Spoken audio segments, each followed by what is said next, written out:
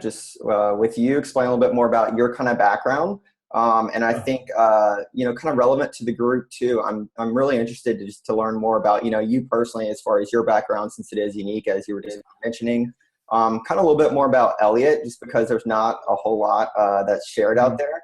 And then Yeah. specifically, I know there's an interest in the group here, since we are kind of all marketplace founders and operators and teams, as far as like multi-vendor kind of marketplaces and products and goods marketplaces.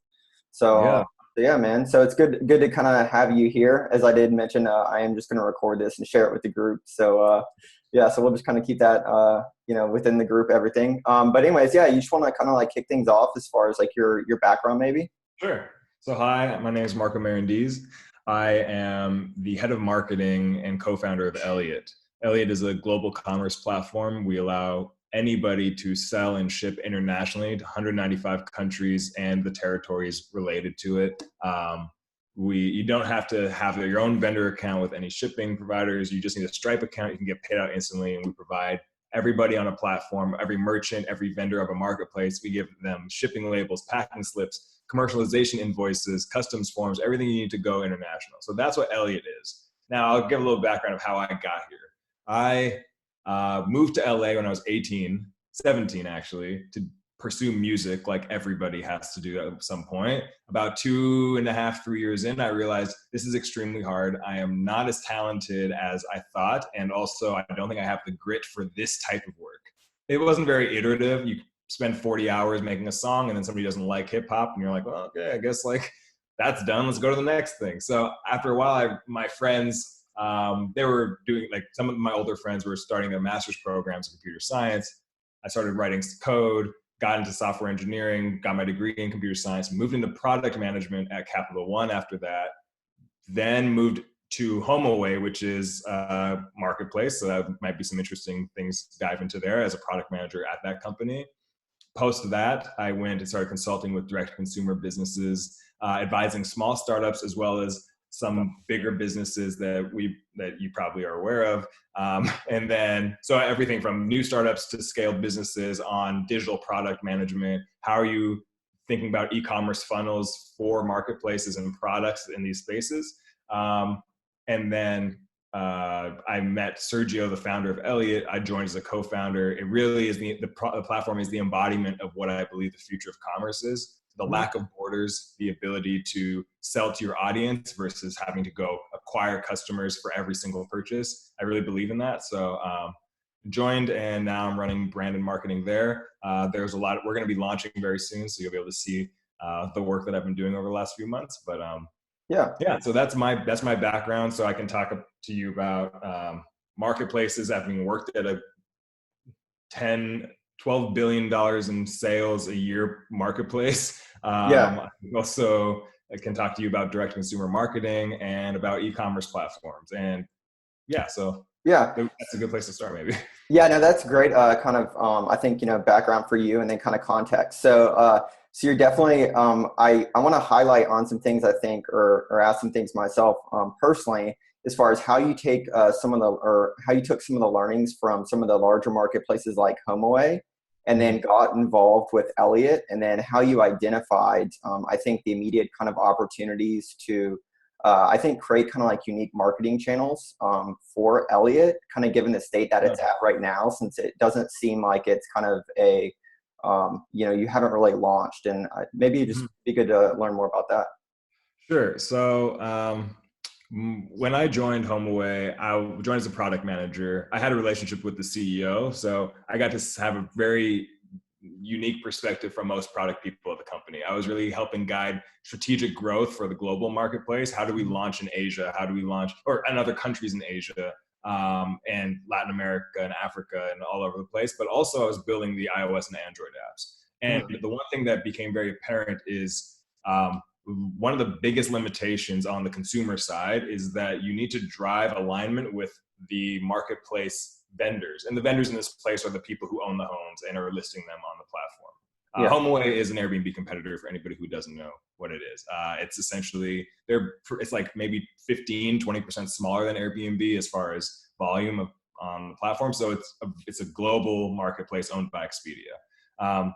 But the biggest issue there is that the customers on the platform can only really benefit from the platform as much as there is alignment with the vendors there. And that's something that I've seen at HomeAway, and I also see at Elliot with the vendors, with the marketplaces on our platform, is Yeah. that a marketplace owner needs to drive or needs to own the relationship with the vendors and make sure that they put in the sensible penalties and guidelines for not fulfilling their end of the bargain. So if an order comes in but the vendor doesn't fulfill the order within 3 days, there should be a penalty there. It might seem harsh, but if you think about the most successful platforms in the world, you're looking at Airbnb, HomeAway, Farfetch. Farfetch is like a high fashion platform. I don't know if you guys are aware of it, but it's also a marketplace with a bunch of well-known brands and emerging brands as well. And for them, if you don't fulfill within 2 to 3 days, they have specific settings based on like how much volume you're moving or whatever, but they'll impose shipping penalties, which come out of your pocket as the vendor. But what this does is it ensures quality of product, because the product is not a physical good that you're creating and shipping out yourself. The product is the relationship you're driving between the vendor and the customer. And that's really the biggest challenge is a lot of vendor relationships with marketplaces are personal relationships, but having to realize that your business is dependent on almost abstracting out the personal relationship from the business relationship there. Because how do you build, how do you get certain companies onto your platform? You have to go reach out to them. You have to convince them. You have to give so there's a lot of personal heavy lift there. But then after that, it's saying, here is the set of rules that are standardized across the marketplace for everybody. And here are the levers that we can pull and change for you. But essentially, these are the rules. And that is the same way that I would assume starting a company with your co-founder, you sign contracts, and that protects your relationship with your co-founder by having clear guidelines about how you're going to engage with each other. This is the same thing that you should do in marketplace. So that's a big thing I've seen, at least, and obviously there's a lot of other stuff I can talk about on the consumer side, but specifically what I think might be relevant here is making sure that you have good guidelines and sensible penalties in place for if people slip up a little bit, that don't necessarily say, oh, I'm done, I'm off the platform, but encourage them to improve. Okay, I got a $15 penalty. I don't want to pay that again. What systems do I have to put in place on my end as a vendor so that I don't get penalized on the marketplace? So that's what you're talking about. Yeah, okay, cool. I think I'll stop there. If there's any questions. No, I think that's great. I would say that just a kind of like a product feature I know that I've seen used quite a bit that I use on Studio Time, for instance, is like response rates and reply times, which of course kind of, we try not to say, hey, by the way, reply to your message, right? We try to kind of remove that one-to-one dependency of us reaching out to them for support and try to productize that too. So that way they kind of understand the importance of, replying and engaging and whatnot. So I actually have a question though, as far as when it comes to, how I think maybe taking that experience and that realization from say for instance, like a HomeAway where it isn't like the one-to-one kind of interaction just because you're at some sense of scale versus applying that now to Elliot, which you're at the earliest stage, right? Mm-hmm. So in the earliest stage, how do you kind of not only reach out to brands and some of the maybe some of the vendors for your platform and then some of the marketplaces, and then kind of create that relationship and then allude towards, hey, there is, almost like what you're mentioning, which is like the penalties or our marketplace or our kind of platform is dependent upon you applying and whatnot. Yeah, I would say that so Elliot has is unique, and I'll touch on that later, but I'd say from a marketplace that's at an earlier stage, let's say sub 1,000 vendors on your platform. The thing I would look at there is that you need to be able to communicate that this is not the sole platform you're going to be driving your business through, that you are another channel. Marketplaces are channels for acquisition and growth. They're not the sole business. They're not the sole channel for growing a business. I mean, that would essentially be making them just a supplier for your business, which is a good thing to communicate early, is that we can help drive brand awareness, we can drive some sales, but you have to be able to merchandise your product well on our platform. You have to be able to you have to have the right photos and the good dimensions for that. You need to be able to communicate that clearly. You should tell us as a marketplace who this is for and how I can, like, who specifically in this marketplace, what niche inside of our customer should we be communicating this to? How are we supposed to merchandise this stuff? Those things make it clear that this is an acquisition channel versus the whole business. Obviously at scale, Amazon can be a full business, like can be the whole business for a specific brand. But even for Elliot, now I'll apply that to Elliot. Elliot is an e-commerce platform, but most of the people that we're talking to are very aware of Shopify as a platform, Etsy, Amazon. Those are great platforms for them to, like, either Shopify is their own e-commerce platform and Etsy and Amazon are marketplaces. But even the way they look at them, Etsy and Amazon are ways that they can distribute their product, which aren't actually the full representation of their brand. Elliot, even though we are a full e-commerce platform, we have to communicate early on. We have a specific set of features and value that we can provide that don't require you to change your existing business model. So, hey, I'm a $10 million business on Shopify, but I'm interested in Elliot because I want to ship internationally. I'm interested in Elliot because I want to be able to merchandise my product across independent storefronts. That's something you can't do on Shopify easily.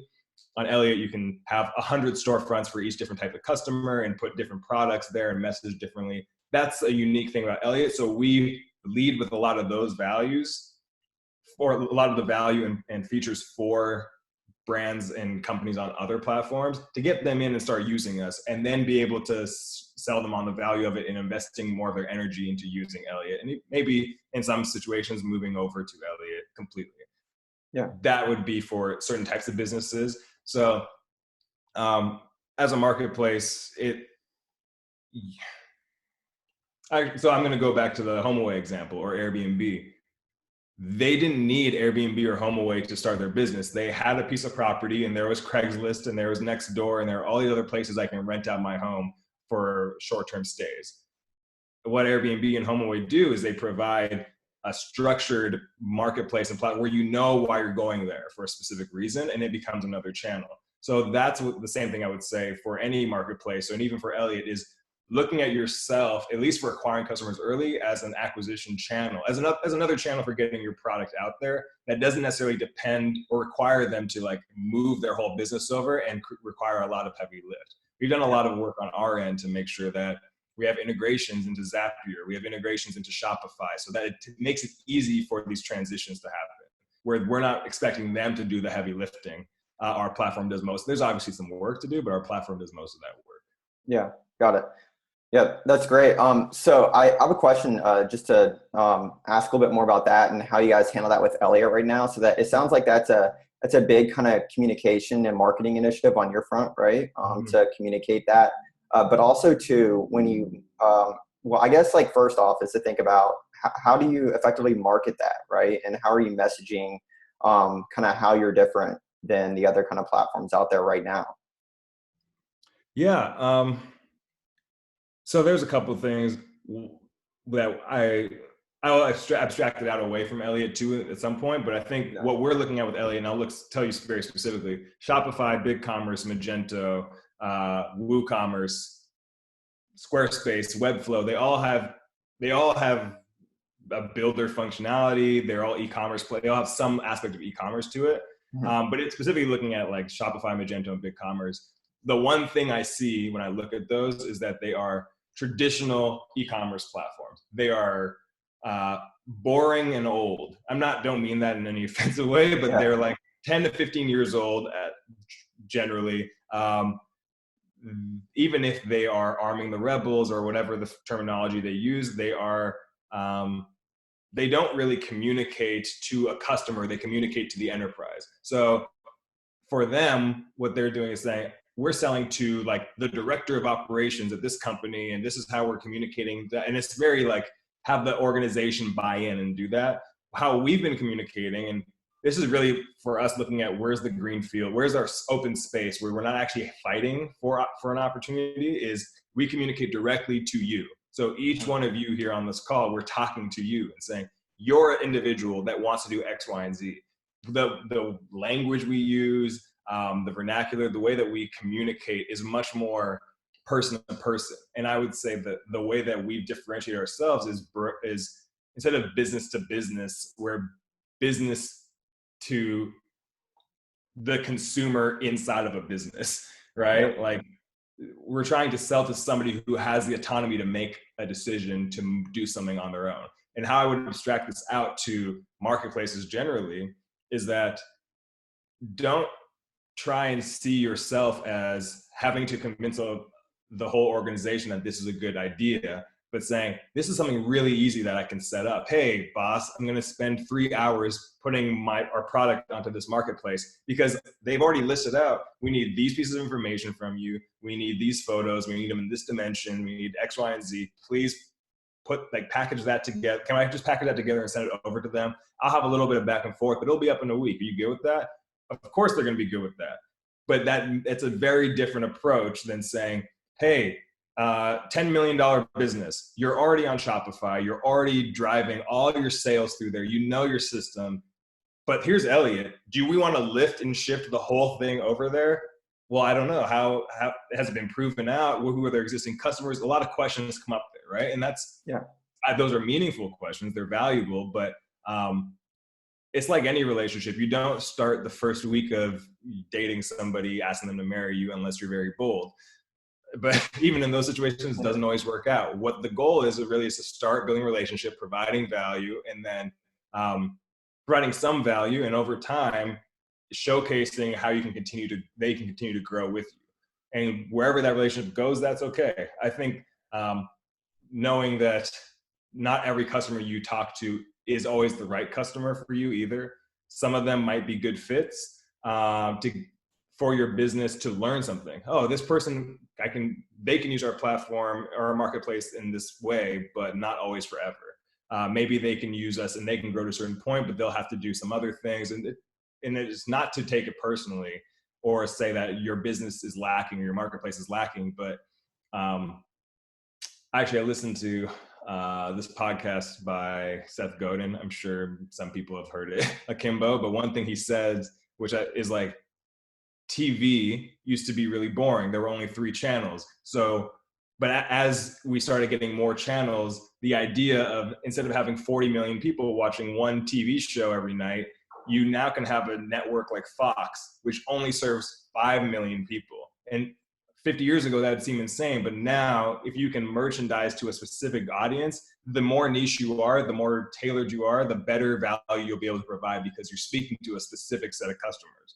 So knowing that your early customers aren't necessarily always going to be the perfect ones, but you can learn from them and iterate and change your messaging. And that's okay if eventually the things you change kind of move away from your existing customer set, because not every customer is going to stick with you forever.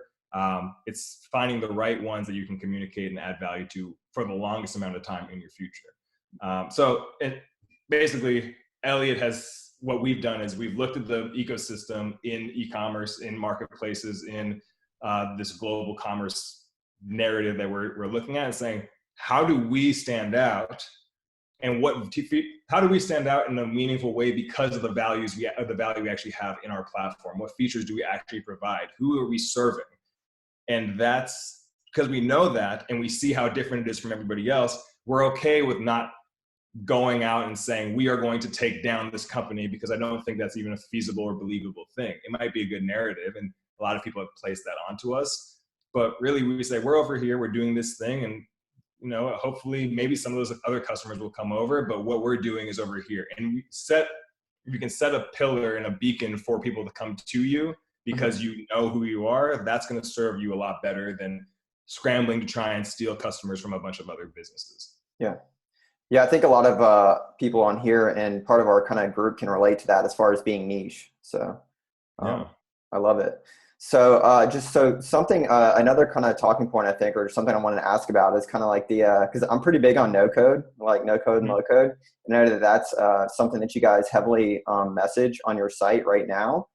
So how do you kind of see that as a message or kind of like value prop that you kind of, I think like probably lean forward with right now, kind of coupled with the niche focus of identifying an opportunity in the market? Yeah. it's been a shift for me because I am an engineer. Yeah. And like, I now looking in hindsight, my experience has been very like uh, means to an end. Most of my career has been like, I'm an engineer because I want to build stuff. Oh, the people I want, like, I don't need to build it all myself. I can manage a group of people that will build it for me. Oh, I can do, like, I just have slowly positioned, moved into the things that are more interesting for me and where I have more leverage. One engineer has less leverage than 5 engineers combined, or a product manager managing 5 engineers. So I've learned that lesson. But now that I see, like, a lot of people say, like, learn to code, learn to code. There's all this like narrative. There's a lot of conversation about people learning to code. I don't think it's, I think there's like 80% of the work you could do to build a business can be done without code.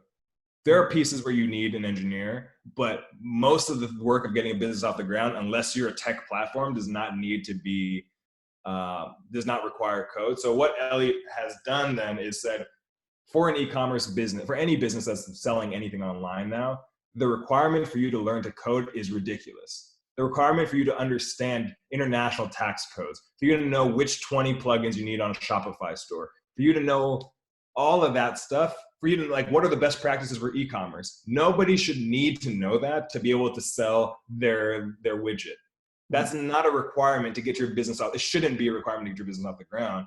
But looking at a lot of these other platforms we've seen, there's high cost of ownership. You need to be paying a monthly subscription for 3 or 4 months while you build out your site and figure out all the plugins and set up the systems. And Elliot just said, nope, it's free. It's a free e-commerce platform.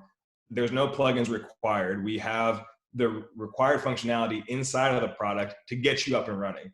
Now, there are things that you can layer on. There's like, third-party products like Intercom that you would want to sign up for so you can talk to your customers or whatever that stuff is. We don't provide that out of the box, but because they do it much better than we do, or than we could. We're not focused on that. But that's really, for us, saying, entrepreneur who's selling something, just a specific product, or wants to launch on a marketplace or whatever, you shouldn't need to code to design your landing page. You shouldn't need to code to be able to do like a texting chat widget on your site. You shouldn't need to code to be able to have automated emails. Well, there's Zapier for that, and connect that to Klaviyo, and every time there's an order, create a customer and put them into this flow. And that's all no code stuff that you can do even in Klaviyo. There's no requirement to write code there. And I think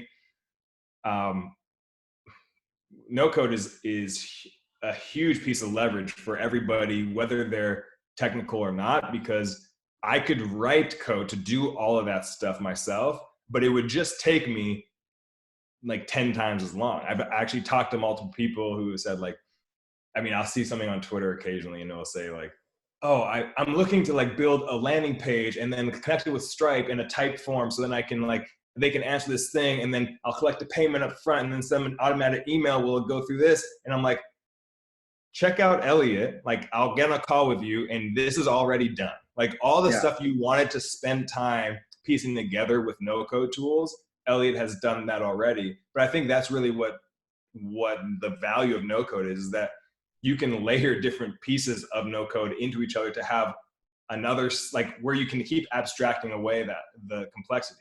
The first no code tools abstracted away software development. The next no code tools abstracted away very, like, granular, low level no code tools. And we're going to keep doing that until we have platforms that are no code. And I think even looking at Webflow is in that exact situation, right? So Webflow has, Webflow is a no code tool that lets you design your whole front end experience, but then also lets you go in and write code as well to make custom experience. If you are technical, you can go in there and do that as well. That's basically what Elliot is trying to accomplish for e-commerce specifically. Webflow is basically more around marketing tools. But so I hope that answers a little bit. For me, it's like no code is giving you more and more leverage by abstracting more and more away from the complexity of engineering. Awesome. Yeah, it wouldn't be a conversation talking to me without mentioning no code. So I had to ask, which I think provides a little bit more context into how you guys kind of think about your product and the direction and whatnot. Mhm. So having said Mike, that, Mike, could I ask a quick question, or are we holding those till the end? yeah, let's just go. We can go for it. I'm just curious, as generally with marketplaces, the emergence of no code, if anybody sees that as a threat relative to their marketplace previously being the infrastructure that a business needed to run, now a business can so quickly build out that infrastructure on their own using tools like Zapier that they're no longer dependent on what a marketplace previously would provide. I'm curious if anybody sees that as like a potential threat or something that they're dealing with directly. That's actually a really interesting question. I think, I think Marco would be pretty well equipped to handle that, because it could go from thinking about how does supply potentially kind of spin up. You're saying, how do they spin up their own kind of tooling to enable selling for, or rental for goods, services, whatnot, versus, being a part of a marketplace? Yeah, exactly. Yeah. Well, Yeah, I'd say, yeah, I would say that there are a lot of, this is just the way that I would communicate it, is you can build your own website. You can build your own front-end experience, which is my brand, my.com, right? And you can do that with your own no-code tools if you want to have your own thing. But if they want to be on your platform, I don't know what your marketplace is, but say they want to be on your marketplace, that shouldn't take away from their value as an independent product. And those, from my perspective, no code tools and being able to set up your own stuff doesn't mean that you shouldn't be able to leverage other acquisition channels. So I see Brittany Chavez in here, Miles is in here as well. There are a lot of there are a lot of brands on Elliot that came through the Shop Latinx platform. Now, I mean, they may or may not end up building out their whole thing on Elliot. That's really up to them and their relationship with, if they're on Shopify or using Squarespace or Wix or whatever that is. But Elliot is providing a platform that allows them to build their own .com, but it doesn't take away from the fact that Shop Latinx provides a lot of value to them by acquiring customers on their behalf, by being able to provide them with all the information and customer, like they can own the customer, they can have their own shipping information and documents provided to them with every sale. That doesn't take away from, if I'm a local business and I want to sell at my farmer's market, that I need to do it through a marketplace, right? So there's a difference between having an owned entity as a brand versus being able to leverage other marketplaces. Actually, I'll take one step back here and talk a little bit more about Elliot. Previously to being a self-serve e-commerce platform, was really an enterprise product. We had integrations to 60 plus global marketplaces, Lazada, Taobao, Qingdong, like literally these like multi-billion-dollar marketplaces all over the world that would allow somebody who has a Shopify store or is on Amazon to be able to syndicate their product across 60 global marketplaces.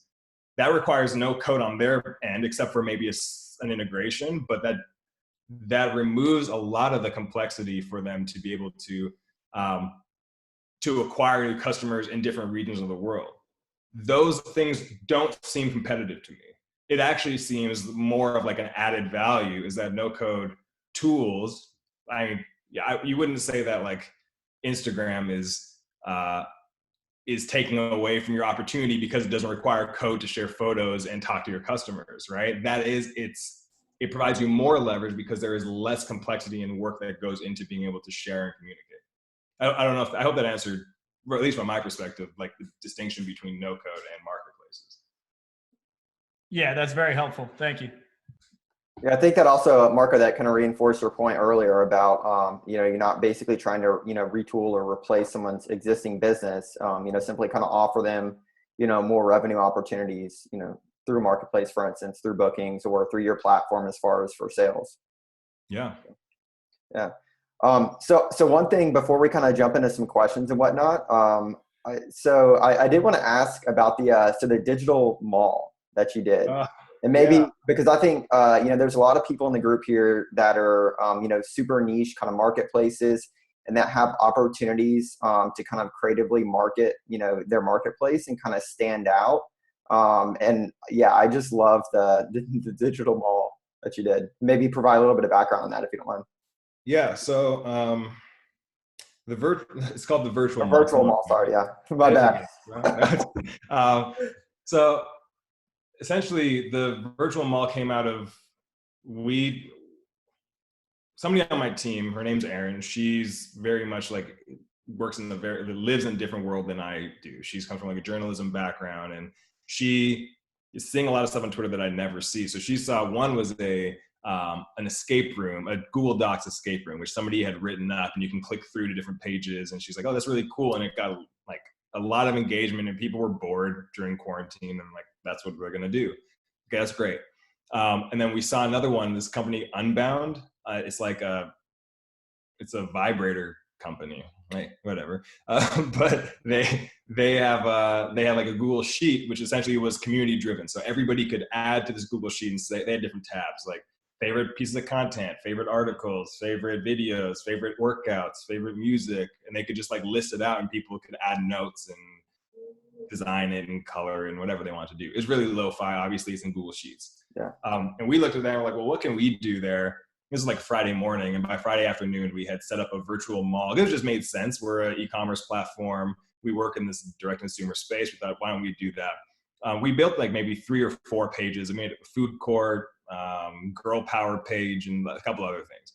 And then we just made it available for anybody to edit. We quickly had to shut that down because the second you make it publicly available, a lot of weirdos come out and put some weird shit on the internet. Yeah. So we had to stop that. But after that, it was really, we just had people request access, and now we're up, I think over 400 people have requested access, have added their own stores, have added their brands that they run, brands that they like. We've run shopping sprees, so every 2 weeks we have people come in. We have a guest host. So we had Emmett Shine from Gin Lane and Pattern Brands came out last like 2 Fridays ago to do like $1,000 of giveaways of different products. He walked through it and it was really entertaining. Before we had Tiffany Zhang, before I had done it. This week we have Rob Petrozzo, who is the founder of Rally Road. It allows you to buy collectibles and like buy shares of collectibles. So, I mean, we're basically trying to drive a lot of eyeballs to this virtual mall, because what it does is it gives people the opportunity to showcase their brands in the way they want to. How do you want to categorize yourself? Do you want to be funny? Do you want to be quirky? Do you want whatever it is, right? So the virtual mall has really taken on a life of its own, and it's not like, I wouldn't say it's insanely like, there's not an insane amount of traffic. There was one time where we had like 240 people on it at one time, and like Google Sheets wouldn't even load, which was insane. Now I'd say we have anywhere between like, on any given day, 20 to 70 people, depending on like if we tweeted about it or if we got picked up on in some article somewhere. But the thing that we really liked about it, and kind of what we're seeing, is that we've created an outlet or an avenue for people to showcase their own brands on the virtual mall. To say, like, I'm having trouble acquiring customers, and it's not so much even like a way to necessarily drive. We can't track like how much traffic we're driving from the virtual mall to their stores. I don't know how you would do that in Google Sheets unless you want to do referral codes and people have to give us information, and we're not really doing that. But I will say that it has created a lot of goodwill with a lot of brands, and this is where I think this could be valuable for the marketplace owners here, is that creative activities like this that you don't really know where it's going to go. Like I said, we started with a virtual mall, then we added shopping sprees. The next layer on top of that is picking some of the top brands there and asking them to join our marketplace. So we're creating a marketplace for the brands in the virtual mall that we think are like really interesting and cool, and have them be the first cohort of brands on the platform. But what it has done for us, at least, has created awareness for our brand and our business. Now, obviously, wasn't necessarily the intention. We were just trying to do something fun, and create a little bit of goodwill and activity online. But what are the activities and creative products? Now, that's like this is barely a product, right? It's a Google Sheet, but this is like an activation, a type of experience that you can provide to your merchants and vendors on your platform that make them feel like they're involved in. This is really community building. I don't know if community is necessarily is always used in the right way, but I think in this sense, everybody who's signed up to edit this is really part of a community of entrepreneurs or people who like building new products. And this is just for our business, but what are those things for you that don't hurt to try, but can't hurt if they fail? and that's one thing that I've said actually pretty frequently in the recent few weeks, is like, anything you do that's experimental or as a collaboration or is just like you putting something out there, I wouldn't overthink if it's going to work. Just try it, because if it works, it's great and everybody's going to love it. And if it doesn't work, it will disappear and nobody will remember it. And that's so, like, you know, if you have products that you want to, like, if you want to drive customers and you have a following on your Instagram account, do a live stream. It doesn't hurt if nobody watches it, because it's not embarrassing, because it goes away, right? And but if it does work, that's great, and you can learn from it, and you can iterate, and you can add more to it. That's just one random example, but like, how much does how much value can you provide outside of your platform alone, like just the marketplace alone, to your customers? And that's I would just challenge you to like experiment with that.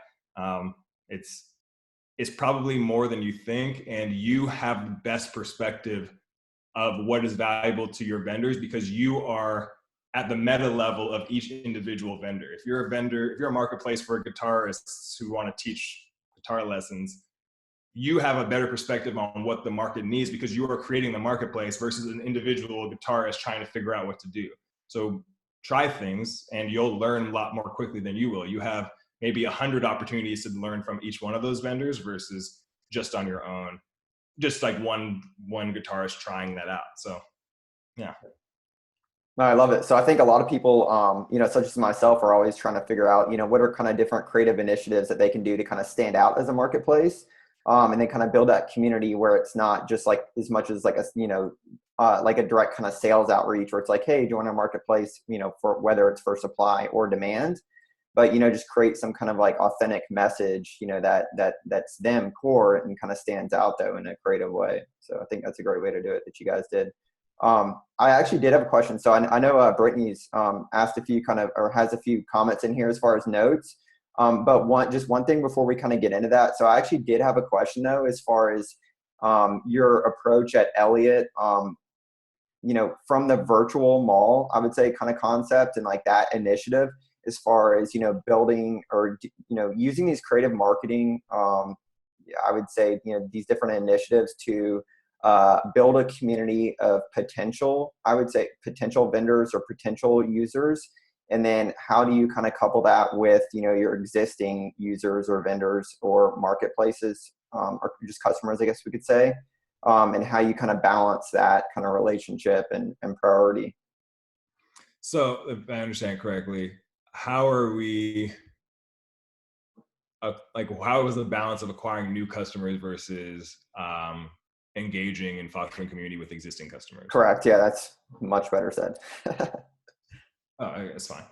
But so, yeah, it's a challenge.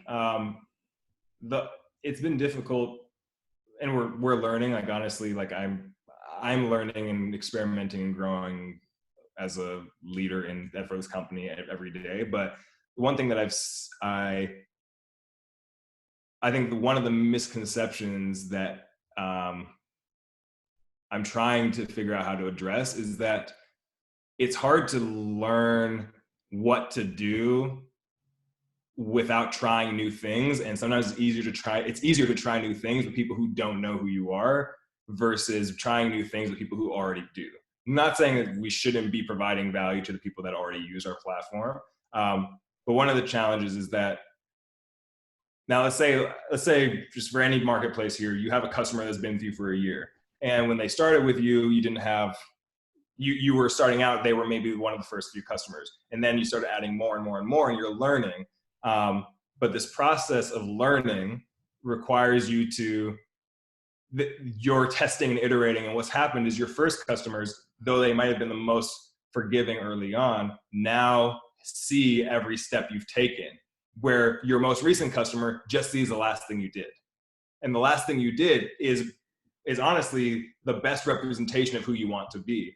But your earliest customers have all of this context. And that's really the hardest part there, is building, maintaining goodwill with your existing customers while still being able to acquire new ones. And I think I mentioned this earlier, is that like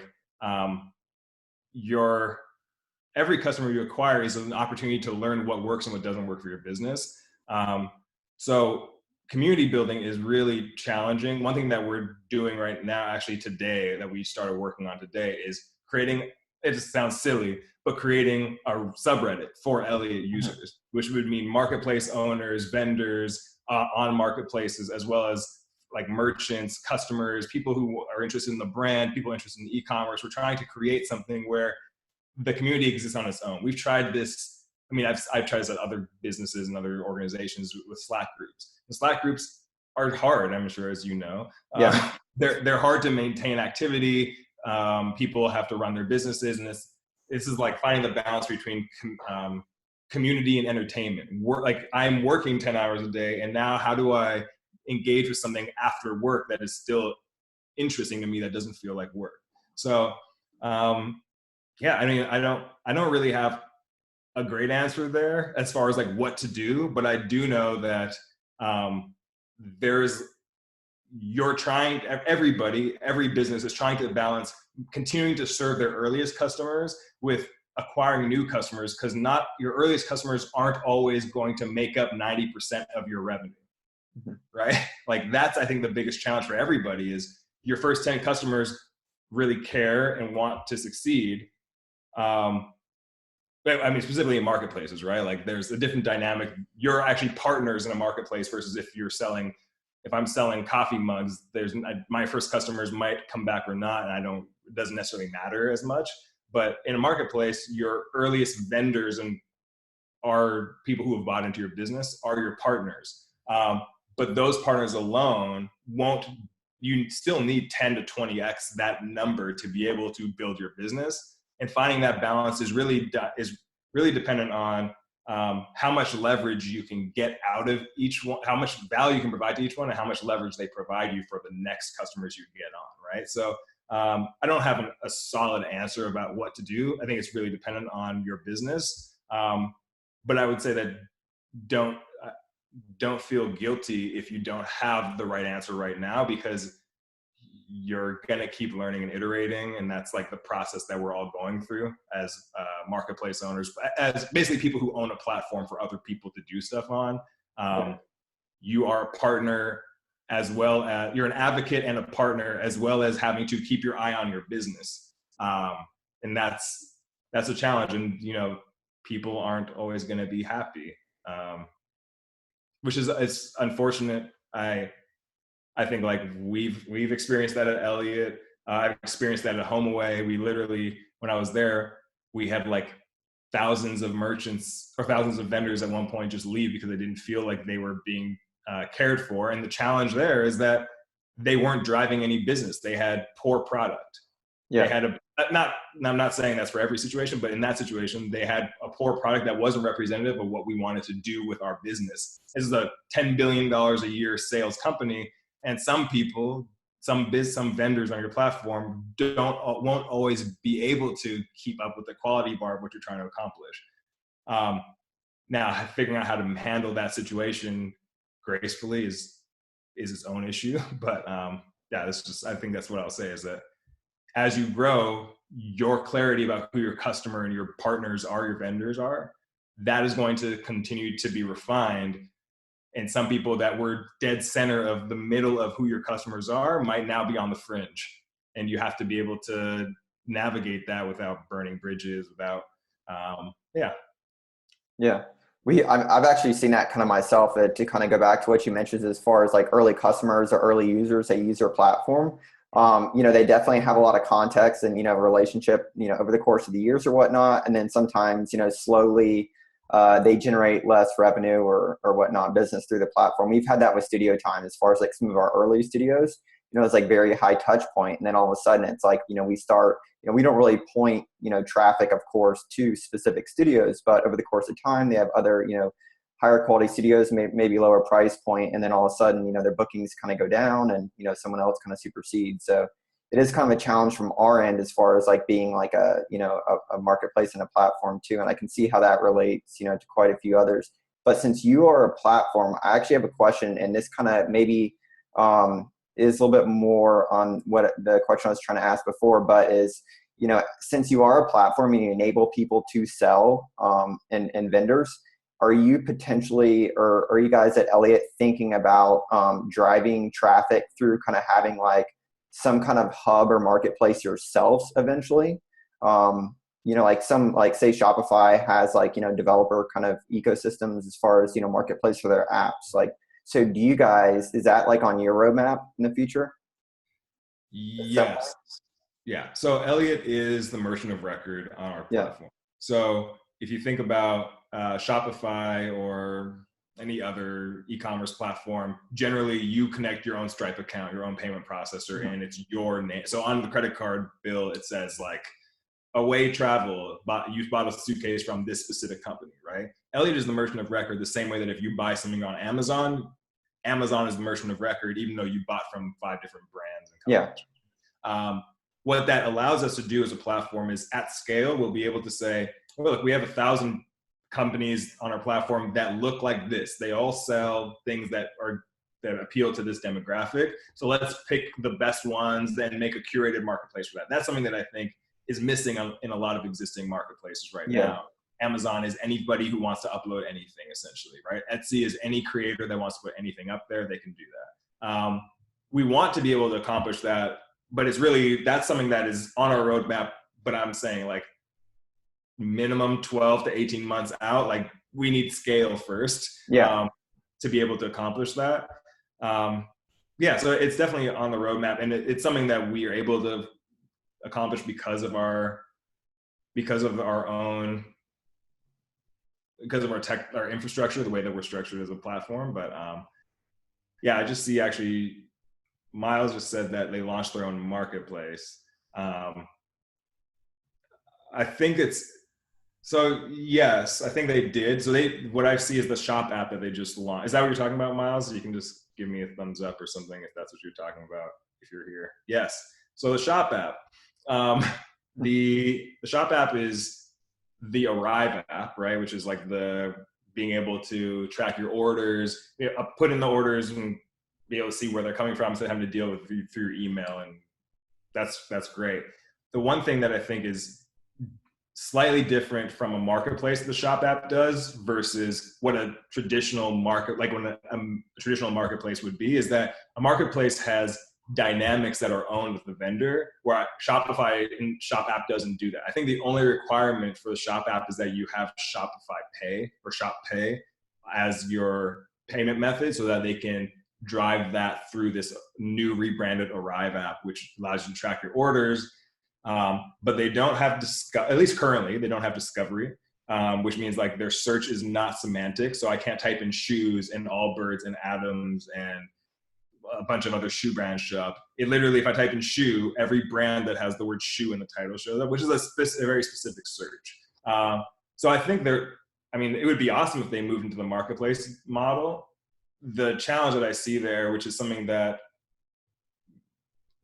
is hard to navigate for any existing $55 billion company, is going from being a business to business platform where everything you've done, your messaging, your branding, even your social media channels, even the teams that you've hired are very focused on acquiring customers that are businesses and selling them features that make you more money on subscription focused levels, right? Where I think what Shop app would have to do to become a true marketplace is really prioritize the customer's discovery and the customer's discovery of these products, and also providing them with more leverage in the businesses. And I don't know if you can understand the dynamic there's a major dynamic shift where if you're Shopify, I'm prioritizing the brands on the businesses on our platform, and the customer is owned by the brands. Whatever they want to do with the customer is fine. To become a marketplace, it actually has to become more like this, right? You have to be providing value to the brands on the platform, but also have to be able to communicate value to the customers. So instead of what happens on Shopify now is saying, okay, we've got 5 discount codes. And if I'm advertising on Instagram, I use this discount code. If I'm advertising on Amazon, I'm using that discount code. If I'm advertising on Google, it's this discount code. What a marketplace would do is say, what's the best discount code? And let's show that to our customer every single time, because we're providing value across the marketplace, which is actually inherently it's inherently backwards from the way that they're currently engaging with their brands, is saying you have a brand and you get to choose how you want to merchandise and how you want to provide discounts and how you want to do that across different channels. So it's not that Shopify technically can't launch a marketplace. It's that the fundamental nature of how they engage with their customers. Right now, Shopify has no relationship with the customer. Besides Shopify Pay, there is no relationship that Shopify itself has with me, the consumer, while I'm buying a suitcase on their platform, where they would now have to build a relationship and almost circumvent like the margins that these companies are trying to make off of every product by providing them discount codes, by providing them the best deals at the right times. I mean, I know they're trying to go in that direction. I'll be curious to see how that turns out. But yeah, it's a good point, Miles. Cool. Let's see. We got a few kind of questions in here. So I know we're kind of running short on time now. Brittany, you wanna chime in here maybe?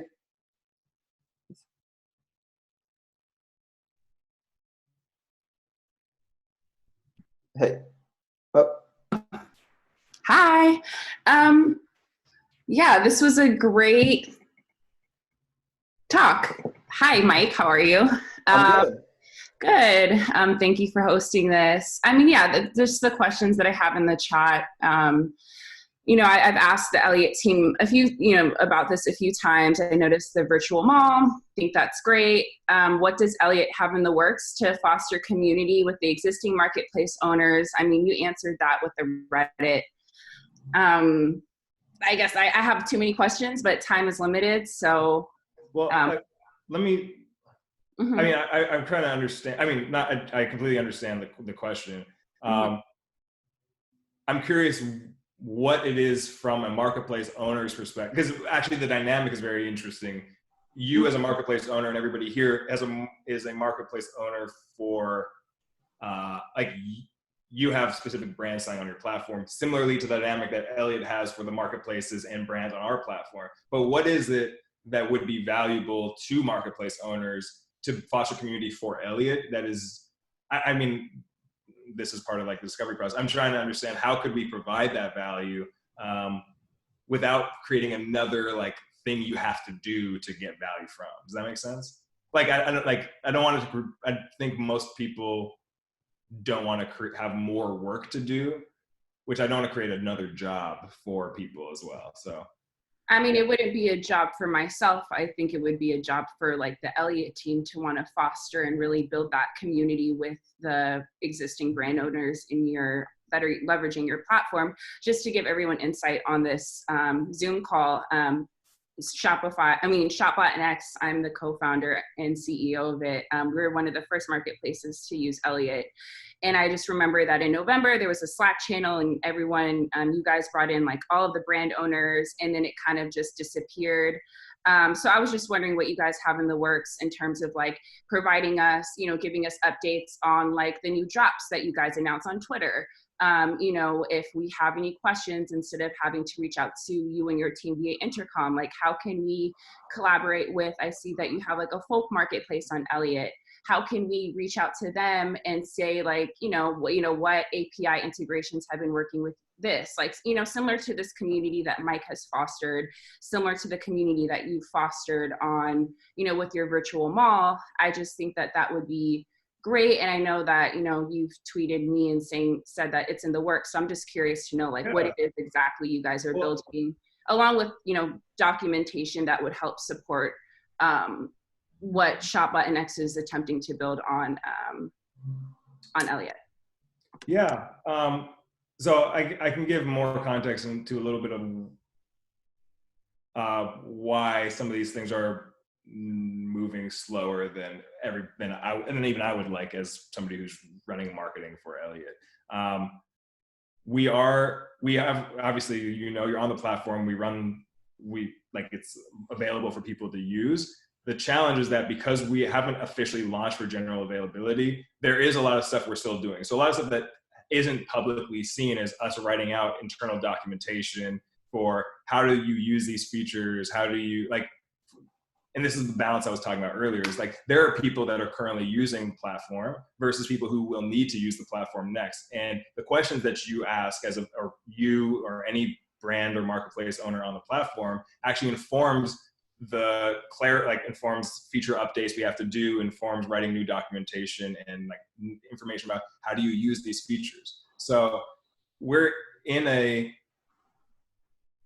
tough spot, I think, that everybody's in when they're launching a business, is finding the right opportunities to leverage now versus building things that will be core and fundamental to the next cohort of brands that come on the platform. And it's not one that I think is like an easy trade-off. So yeah, I don't think there's like I don't think I'm trying to excuse anything. I think it's just that this is something that whether it's Elliot or any marketplace on the platform, it's the same question would go to you, Brittany, or any marketplace as well, is how do you provide community for the vendors on your platform as well, right? Like, so yeah, a Slack group is, and yes, we did have a Slack group. Unfortunately, there wasn't a lot of engagement, but I think it's also because of the size, what we're doing. We still had a lot of feature development to add. So there's a lot of, we definitely have things that we're working on. To be honest, the virtual mall was not intended to be a community driving experience. It was kind of like a thing we did in the afternoon, and we just kept building on top of it. Because that's kind of what, when you try things and things start working, you just keep experimenting on top of that where there is success. I think the challenge there is that if you don't see people latching on to what's working, then it's hard to know exactly what to do next. So you just keep trying new things. So yeah, I would love to work with you on what the next things could look like and get your feedback on that. Like I said, we're going to be launching a subreddit specifically for Elliot users, whether they're marketplaces or independent brands, because things don't disappear in the history of Slack, but also it's a searchable forum that people can engage and run their own conversations. I think that's a lot of the thing that I've learned, is that managing what I think most of the things that we've done, which hasn't been really great on our end, and maybe Mike, you have the same experience, is that running community engagement forums where the people who start the community are like the middlemen of all conversation is not an easy thing to scale. Where it's like, so-and-so asked me a question, so now I'm going to answer it and give it around to everybody else, versus actually having a community of people who engage with each other directly. And that finding the right medium for that, depending on the type of customer you have, is really, that's the challenge, I think, of every community, is instead of it being the customer you have directly engaging with the company itself, it's that the customers engage as a community with each other as well. So we're learning and iterating there too. But yeah, it's good questions and giving me a lot to think about. Thank you, Brittany. Welcome. Communities are definitely challenging, I'll say that. So, but cool. So I know we're kind of running short on time. Do we have time for one more question from Joel? Because he had a pretty good one, and it probably. I am free. Okay, cool. Let's yeah, Joel, you want to chime in here? Sure. Thanks, Marco. This is really, really great. I really appreciate the point you made at the beginning about relationships and how important that is. We're a B2B marketplace and low volume, high deal value. So all of our matches are essentially going to have some level of high touch and relationship building. And I wanted to get your thoughts about, even in a self-serve marketplace, what the role of that high touch account management and traditional sales funnel, like CRM type approach, has a place, especially with like key customers. So you are a marketplace where you're pairing up a service provider on some side. We match companies with spare space in their long-term office leases, where they want to monetize that while they temporarily have extra room, with fast-growing companies that are small but too big for shared workplaces like WeWork, but that are not. They're growing so fast they don't really want to sign a long-term lease, and so we pair those two up. Yeah. High touch is always a challenge because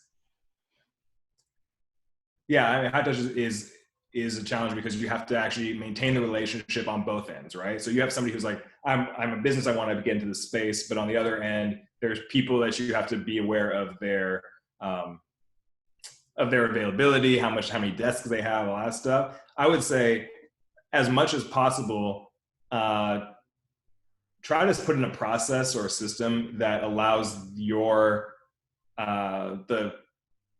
the merchant or the customer side and the merchant side to automate that as much as possible. So saying like every month I'm going to send you an email and you just have to answer these like 5 questions in type form and pull those into an Airtable and be able to do as much of that where the work of getting on phone calls, sending out emails can be automated. There is still like maneuvering I don't know how much of this you've done. I'm sure you've done parts of this to automate stuff, but the hard part there is that it's hard to learn what to improve on if you don't have things that you can watch from a distance, right? So if you're involved in every phone call and conversations of saying, okay, well, hey, let's go on a call for 30 minutes. You can tell me about how many desks you have available, what the timeline is, when this is going to be over, when that's going to be over. I think then it's hard to really get more, you are always in the weeds. And if you're always in the weeds, you can still be a high touch business, but you don't have a high level perspective on what things are working and not working. So that's where I would say is automating as many of the tedious things as possible so that the things you do are extremely high leverage. High touch should be high leverage, right? Like the areas that you have to engage with your customers directly should be things that actually drive value for the business. So there are a lot of situations where like you don't need to send out a personalized email to ask them what desks are available. You can send out a monthly email and a monthly type form survey, and then you can get that information back.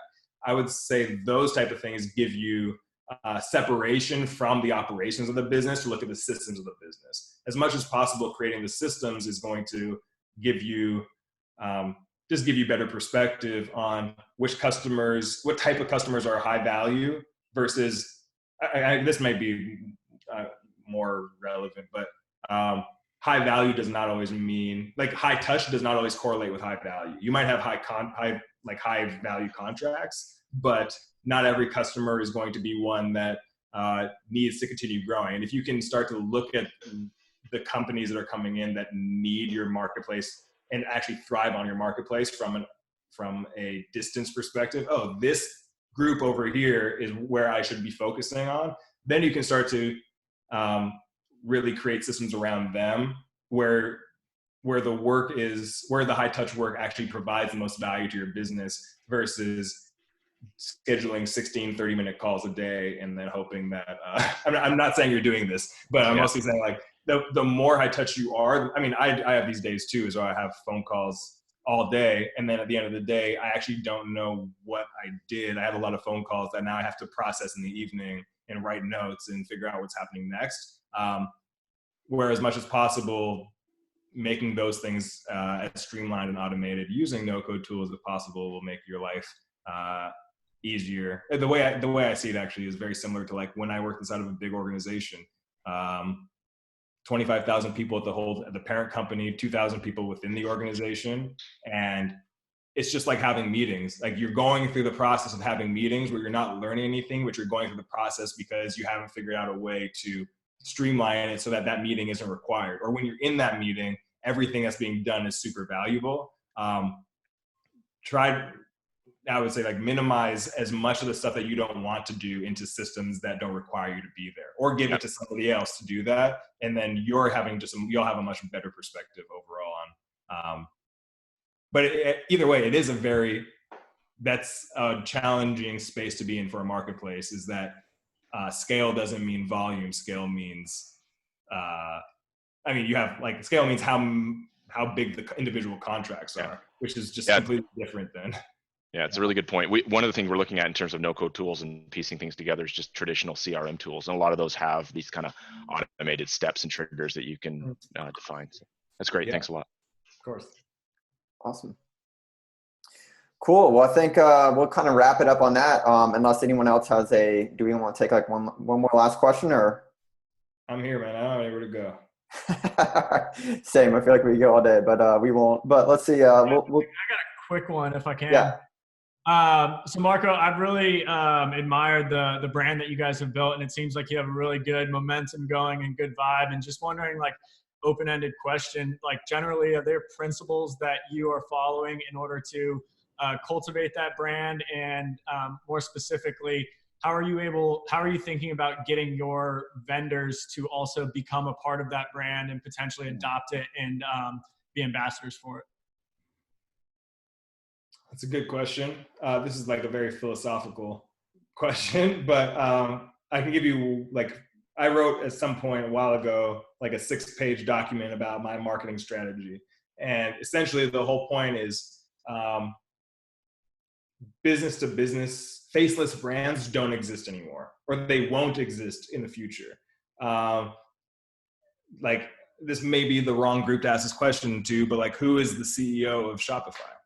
If you weren't in this group, you don't know, but like generally people don't know because it's a big company. It actually is an enterprise business. And most people don't actually recognize the company for what it is, or for who's actually at the helm. People might know the CEO, but you won't know anybody at the executive level below that, or you just don't know anybody in that org below, except for maybe individuals on Twitter that are saying stuff once in a while. I think there needs to be a personal, what's the word? I can't think of it. Anyways, there needs to be some personal relationship between the brand and the customer. And the way you do that is actually from our perspective, taking a B2C, a direct to consumer approach inside of a B2B platform. And actually, for any marketplace here, if you have vendors, there's a part of your business that is strictly B2B, right? You have to go acquire vendors for your platform, and you creating some level of expertise, a way to share and communicate that is dependent on your face. If I know you, I recognize you, I understand your tone of voice, I understand what content you create, I'm going to be drawn to you because I know who you are. And there's a connection there that is very different than, okay, well, this platform has this set of features and this platform has this set of features, and which one do I want to spend my time on? That's really how a lot of stuff that comes out, like, boils down to now. And I don't actually believe that that's where the future of platforms, marketplaces, tech is going to go. Even if you look at a lot of direct consumer businesses right now, they might have a great product, but you almost always know their CEO. You almost always know their CEO. You feel like their brand is affiliated with you on a personal level. So that's what we've been trying to do, is like put our faces out there, put our voices out there, let people connect with us on a personal level, where the decision is less about, does this platform reach my standards, which obviously we're driving towards making sure that our platform works for them, but that the decision is an emotional one, not a business mental decision. Because at that point, you're basically comparing feature lists. And this is the same issue that you always come to when you go to a SaaS page. And it's like, well, do you want the starter pack? Do you want the intermediate pack? Or do you want the advanced pack? And here are the different features. And now you're trying to do math and figure out, okay, at scale, when I have this many seats and this thing, and it's $5 per person, and that's too much work. I would much rather, for Elliot, build a brand that people build a personal relationship with. And then when you decide to start a business next year, it's not, what's the best e-commerce platform I type into Google? You already know, because you've seen us, you know who we are, you know what we do. So that's how I think we've stood out a little bit, is that we're not communicating. We say, like, these are the features we have, this is what we've done recently, but we're really trying to be people that people like or don't like. If you don't like us, that's also fine, because it's what I was mentioning earlier is, like, the more niche you can go, you'll build an audience of people that care or don't care about you, or that will, like, talk shit about you, that will be angry, that will be happy, that will, whatever that is. I know, like, Elliot, a while ago, there was a lot of this narrative of, like, Elliot's trying to take down Amazon and trying to take down Shopify, and, like, okay, it's nice that people are talking about us. That's not actually what we're really that's not like the first thing we're thinking about. Obviously they're in the same space as us. They're technically competitors, but we're not thinking about it in that direction. But that made a lot of people angry. And they said calling us names and saying that we don't have a real product and it doesn't work and whatever it is. Okay, sure. But being polarizing, being a person that people can engage with on a personal level, I think creates a lot more of a relationship than having a kind of bland brand. I don't know what any of your brands are, but I would challenge you to put your face out there, put your name out there, write content, and don't do the thing where you like hold up your phone and you're like, hey, the reason why we do this is because we really care about changing the world and we want to provide a great platform. Like, who are you? Who are you trying to be? And what are you trying to accomplish? And you can be silly, you can be goofy, you can be who you are. And that's the stuff that people will resonate with. A lot of times I'll write like Twitter threads about stuff. And then afterwards, some people come up to me or like reply or DM me and be like, man, I fell for it. You're just like some guy who's talking shit about your competitor. And I'm like, they don't even know, like they're following me for a long time and they actually just like who I am or how I communicate. And they don't actually know what I do until later I talk about it and then they're surprised that, oh, you actually do it. And I think I'd much rather build a relationship and then tell them the value I can provide versus saying, engage with me because this is the value I provide, because that's very transactional. And I don't think the future of business is going to be built off of transactional relationships, whether it's in commerce or marketplaces or anything. The most loyal customers you have are through one-on-one relationships. So yeah, that's how we've kind of stood out a little bit. I'm excited for you guys to see when we launch our rebrand or new updates to the platform. Like, love to get your feedback on that, on kind of how you see how we've positioned ourselves, which is very different than everything else in the e-commerce space right now. Yeah. When is that going to be? Just so we can keep or do you have a? I can tell you in 2 weeks. Okay, cool. No, I mean it's soon. It's going to be like in the next 3 months. We'll be launching publicly. Right now, we're still like anybody can use the platform right now. We have a request access thing, but literally if people request access and then they DM me and say, hey, I want on, like we've let everybody on who wants to do that. It's mostly because we can't support the 5,000 people that have requested access with our tiny team right now until we built out these things like product tours and like more information about how to use the product, which is really a lot of that balance that I was trying to communicate earlier when I'm talking with Brittany is, yes, community is important, but also we need to be able to prep for our launch as well. So these are the trade-offs of being a startup, right? And not everybody is going to be 100% happy, which is really unfortunate. But like that's part of the that's part of the trap that I'm sure everybody here is experiencing. Is some people will like you, and some people, some people care enough to give you feedback that is critical, right? Yeah. So I think it's good to learn and improve. So yeah. Awesome. Yeah, well, this was super helpful, I think, and gave us all some good insights, and yeah, I really appreciate making the time. And yeah, we'd all love to definitely check out when you guys launch or any kind of previews or what anything you want to share with the group, because I think we have a good kind of context to everything too. So great. Yeah, well, I'm in the Slack group, so if awesome. You have any questions, let me know. Cool. Well, I appreciate it. And yeah, thanks everyone for joining and then the good questions too. So I recorded this, so I'll get this kind of uploaded to an unlisted video, and then I'll share it in the group too after. So great. Awesome. All right. Thanks, see Mike. everyone. All right, see ya. Appreciate it. Bye.